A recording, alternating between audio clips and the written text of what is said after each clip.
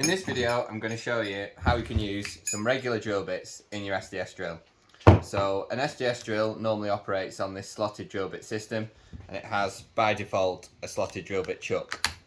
Now you might find that you've got some old masonry bits that are to fit a traditional cordless combi drill, or you might even find you've got some wood bits lying around and you want to see if you can use your SDS drill.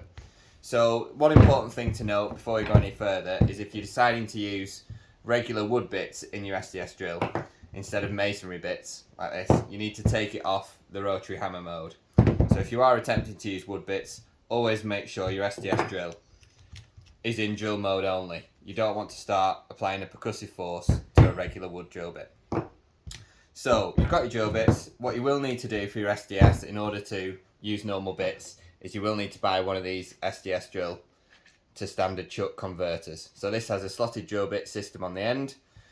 Pull the collar back on your SDS drill, insert that like you would an SDS bit. It does slide in the chuck, but obviously when you apply the pressure and you start drilling, that chuck stays butted up to the SDS drill. And then all you need to do is treat it like a normal drill chuck, widen the jaws, you can slot your wood bit in, and then you can just operate your SDS drill, providing you're set to drill mode like a normal drill. So I'll just show you on this block of wood. Take your SDS drill, make sure it's in drill mode.